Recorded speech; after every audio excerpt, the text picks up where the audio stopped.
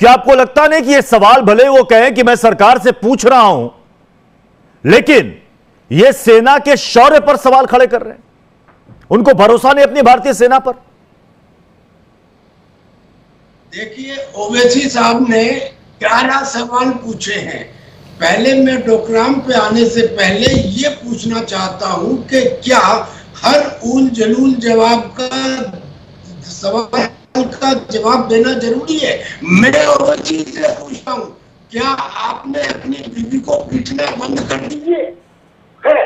अब जहां तक डोकलाम की बात है, भाई हम ये बात मानते हैं कि डोकलाम एक फ्लाई जंक्शन है और भूटान और चाइना के बीच में एक बॉर्डर समझौता हुआ है।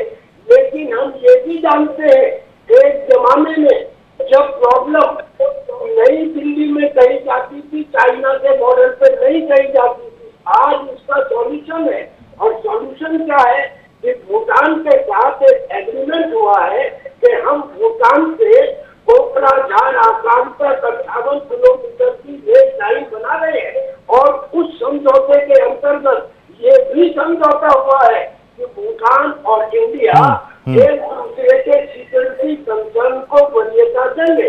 अब इसके अंदर क्या छुपा हुआ है? इसके अंदर ये छुपा हुआ है कि उन्होंने जो स्वैप करने का एक आइडिया दिया था कि चाइना अपनी कुछ जगह भूटान को दे देगा और भूटान कुछ जगह डोकलाम में चाइना को दे देगा, वो क्रियान्वित नहीं होगी। यानी सिलीगुड़ी कॉरिडोर सुरक्षित रहेगा। और ये काम को क्रियान्वित को इम्प्लीमेंट कौन कर रहा है? सेना कर रही है।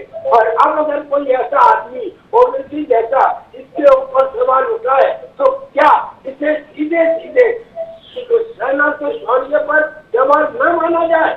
और ओवैसी साहब, मैं आपको बता दूं कि आज जो सरहद के ऊपर सिपाही तैनात है वो 1947 का कम पढ़ा लिखा सिपाही नहीं है, वो इंटेलिजेंट है, उसके पास मोबाइल है, टीवी देखता है।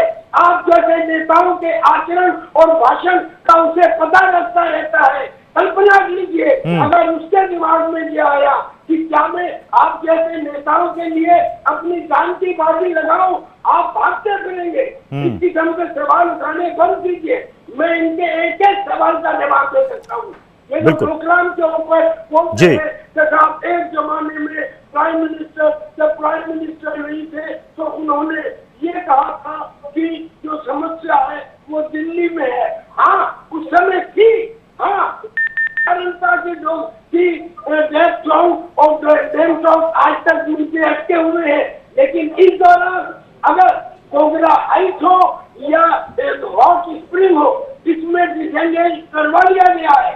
बैंकॉक के साउथ में डिसएंगेजमेंट करवा लिया गया है और बफर जोन बना दिए गए हैं। हर समस्या को सुलझाया है।